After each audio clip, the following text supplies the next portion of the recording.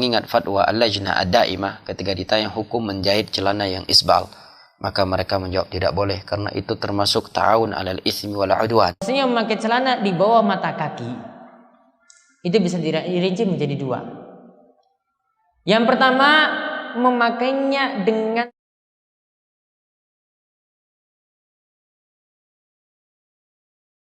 bagi kita, kalau Nabi tidak melarang sesuatu, maka tidak harus kita tinggalkan. Kecuali kalau Nabi nyata-nyata melarang.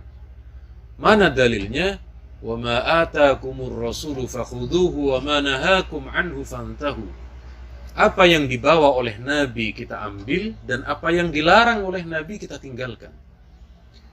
Saya minta satu hadis saja yang melarang melakukan. Komen and subscribe.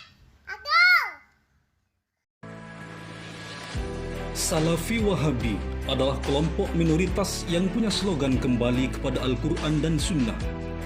Dengan jargonnya itu, mereka merasa orang yang paling sesuai sunnah, sehingga sangat gampang menuduh orang lain bid'ah karena tidak sesuai dengan Nabi. Bahkan tak jarang mereka tasahul fil kalam, mengkafirkan dan mensyirikkan orang lain di luar kelompoknya.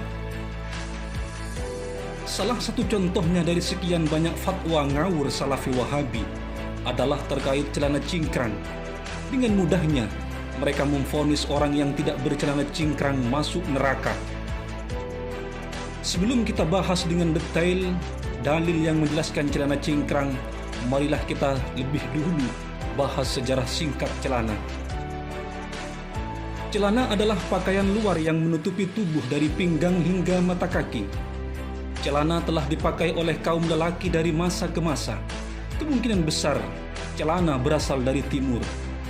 Di kawasan Eropa, celana pertama kali dipakai oleh suku Gauls dari ras Jermanik tertentu. Sejak abad ke-12, celana yang merupakan gabungan dua pipa seperti stocking masa kini mulai dipakai sebagai pakaian laki-laki.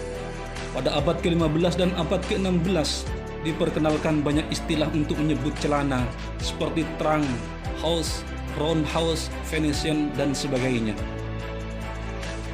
Celana tetap disukai sampai dengan abad ke-19 dan kemudian tampil lebih sempit atau lebih lebar sesuai dengan selera yang berkembang. Celana sepanjang lutut diakui sebagai pakaian formal yang dikenakan hingga tahun 1820. Model celana ini sejak pemerintah Louis XIV di Prancis, akan tetapi kemudian menghilang sejak revolusi Prancis pada tahun 1789 dan kemudian digantikan celana panjang kaki yang hanya dipakai oleh masyarakat kelas bawah dan pelaut. Namun pada abad ke-20, model celana ini berkembang terutama untuk seragam persidangan di pengadilan oleh Inggris dan negara-negara jajahannya.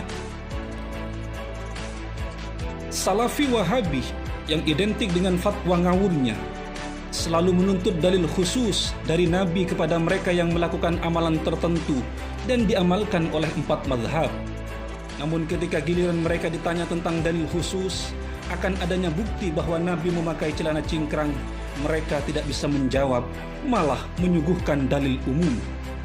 Dari sini kita tahu bahwa Salafi Wahabi cuma bisa menyalahkan kelompok lain dan mereka sangat minim sekali pengetahuan tentang agama. Lantas benarkah Nabi memakai celana cingkrang seperti fatwa ngawurnya Salafi Wahabi? Mari kita dengarkan penjelasan Kiai Ma'ruf Khazin, pendekar Aswaja yang memiliki banyak karya ilmiah berikut ini. Sampai saat ini belum ditemukan dalil sahih yang menjelaskan bahwa Nabi pernah memakai celana, apalagi cingkrang. Sebagaimana disampaikan Mufti Al-Azhar dalam Fatwa Al-Azhar 10/394. Apakah Nabi memakai celana atau tidak? Ternyata tidak ada dalil yang sahih yang menjelaskan Nabi memakai celana, tutur Kiai Ma'ruf Khazin dengan tegas. Kalau tidak ditemukan dalil khusus Nabi memakai celana, lantas apakah pelarangan isbal dalam celana itu ada dalilnya? Kembali Kiai yang menjabat sebagai Ketua Komisi Fatwa MUI Jawa Timur ini mengutip hadis yang diriwayatkan Abu Daud, Ibnu Majah dan lainnya yang juga dianggap sahih oleh Syekh Albani, ulama panutan Salafi Wahabi, sebagai berikut. An Salim bin Abdullah an abihi anin Nabi sallallahu alaihi wasallam qala al-isbal fil izar wal qamis wal imamah man jarra minha syai'an khayala lam yanzurillahu ilaihi yaumal qiyamah. Isbal dalam sarung, gamis dan surban, jika memanjangkan karena sombong, ke Allah tidak memandangnya di hari kiamat. Dalam hadis ini dengan jelas dikatakan bahwa isbal bukan di celana, melainkan di sarung, gamis dan juga surban, kata beliau menambahkan. Lebih lanjut, kiai yang menjadi pengasuh pondok pesantren Rawdatul Ulum Suramadu 1 ini membeberkan pendapat Imam Asy-Syaukani dalam kitab Nailul Autar juz 3 halaman 124 yang menjelaskan bahwa Nabi tidak pernah memakai celana. Soal celana, para ulama beda pendapat. Apakah Nabi Shallallahu Alaihi Wasallam memakainya atau tidak? Sebagian ulama memastikan Nabi tidak pernah memakai celana. Hal ini berdasarkan penulisan An-Nawawi ketika menampilkan biografi Utsman di kitab Tahdhibul Asma wal Lughat, bahwa Utsman tidak pernah memakai celana, baik di masa jahiliyah atau di masa Islam. Padahal mereka paling semangat mengikuti Nabi Muhammad sallallahu alaihi wasallam. Lantas dari manakah Salafi Wahabi bisa dengan entengnya mengatakan bahwa celana cingkrang itu sunnah Nabi, padahal sudah jelas Nabi tidak pernah memakai celana? Ternyata mereka Salafi Wahabi memang benar-benar miskin dalil, sehingga mereka dengan tanpa malu memakai dalil umum, menggabungkan dalil thawb yang artinya pakaian secara umum dan hadis pakaian di atas mata kaki. Jadi mereka ini pakai dalil umum, bukan dalil khusus, sementara mereka selalu menuntut amalan kita dengan dalil khusus. Andaikan celana cingkrang baik, tentu Nabi sudah lebih dulu memakainya. Namun kenyataannya nehi. Demikian, semoga bermanfaat.